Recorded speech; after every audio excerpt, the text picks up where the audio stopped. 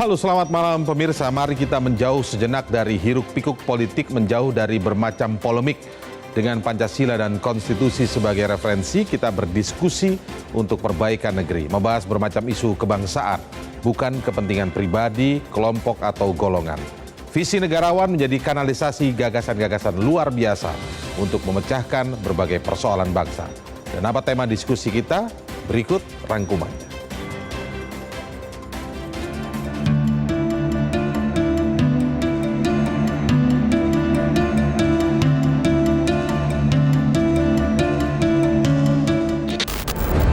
Cinta dan bangga produk Indonesia merupakan keteladanan pemimpin bangsa. Walau hasilnya mungkin belum sempurna, produk nasional adalah bukti kemampuan Indonesia untuk bersaing di tingkat dunia. Inilah untuk pertama kalinya, mobil kepresidenan menggunakan produk anak bangsa. Maung MV3 Garuda Limousine merupakan produk industri pertahanan nasional PT Pindad. Kendaraan ini mengutamakan proteksi dengan bodi yang terbuat dari material komposit armor serta kaca anti peluru. Tingkat kandungan dalam negeri mobil ini diklaim mencapai 70%. Sebagai bentuk dukungan nyata, Presiden telah menutup keran impor mobil dinas untuk anggota kabinet dan eselon 1 karena harus menggunakan Maung.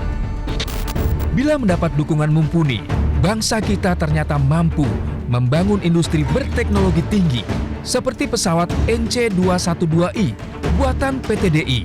Selain digunakan TNI Angkatan Udara, pesawat ini juga diekspor untuk memperkuat Angkatan Udara Filipina. Tingkat kandungan dalam negeri pesawat ini diklaim telah lebih dari 40%. Presiden Prabowo bertekad untuk mengembangkan industri setelah pemerintahan sebelumnya melakukan hilirisasi. We want to industrialize this by downstreaming our resources. We are committed to this, and we have a strategic plan which we will carry out soon in all the 26 commodities that we have delineated as 26 commodities that are strategic in our view, that can create real value multiple times,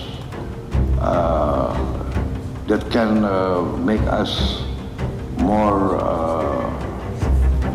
involved in the manufacturing of goods. Bapak pendiri bangsa Bung Karno mengajukan gagasan ekonomi berdikari. Dalam pidato berjudul Tahun Vivere Pericoloso, Bung Karno memformulasikan konsep Trisakti, yaitu politik yang berdaulat, ekonomi yang berdikari, dan berkepribadian dalam kebudayaan.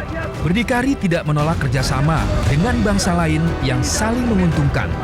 Yang ditolak adalah ketergantungan kepada imperialisme. Penyambung lidah rakyat Indonesia. Semua persyaratan hampir kita penuhi, tapi ada satu persyaratan yang masih tertinggal. Untuk bisa menjadikan kita sebagai negara besar, negara adidaya. Sementara persyaratan ini adalah persyaratan yang amat sangat terpenting, samping semua persyaratan-persyaratan lainnya yang telah kita miliki, yaitu adalah mentalitas, cara berpikir kita, pola bertindak kita, perilaku kita. Ini yang belum kita selesaikan. Bisa membuat kita bangkit, berdiri tegak, dan menyatakan kami bangsa Indonesia siap menjadi bangsa adidaya. 79 tahun merdeka, ketergantungan impor, terutama pangan dan energi, masih menjadi tantangan bangsa.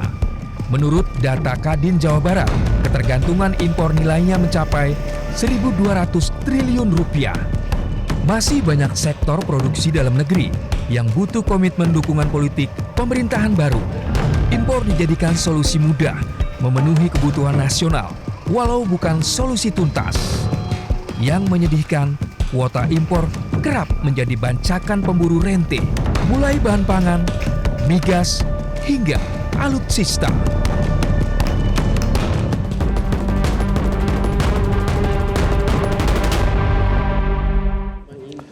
Dalam kehidupan modern ini tidak ada satu negara pun yang dapat sepenuhnya memproduksi kebutuhannya sendiri, namun berbagai disrupsi menunjukkan betapa rentannya rantai pasokan. Kemandirian melalui swasembada adalah kunci menjaga kedaulatan bangsa. Impor kerap dipilih sebagai solusi untuk mencukupi kebutuhan dalam negeri, namun impor membuat kita kecanduan dan akhirnya kemandirian produksi diabaikan.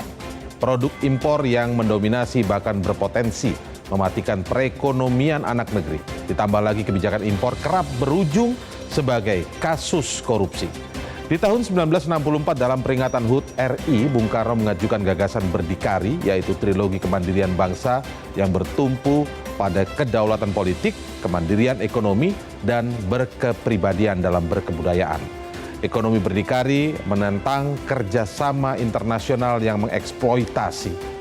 Presiden Prabowo menegaskan pertumbuhan tidak ada artinya tanpa pemerataan.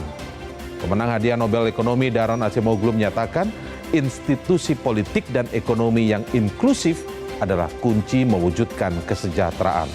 Dalam struktur ekonomi inklusif, kinerja perekonomian digas melalui kesempatan yang adil dan luas kepada seluruh lapisan masyarakat. Bangsa berdikari adalah tema diskusi pekan ini. Dan sudah ada beberapa narasumber, 3 narasumber yang sudah hadir di studio bersama saya. Yang pertama adalah Guru Besar Komunikasi Politik, Profesor Dr. Ibnu Hamad. Selamat malam, Prof. Ibnu, terima kasih sudah hadir. Ya, lalu kemudian ada Waka LPEM UI, Jahen Reski PhD, Mas Jahen, selamat malam, terima kasih sudah hadir. Lalu kemudian ada Ketua Umum Forum Kebijakan Publik Indonesia, Dr. Trubus Radiansyah. Selamat malam. Pak Trubus, terima kasih atas waktunya. Kami akan segera kembali, tetaplah bersama kami di Visi Negarawan.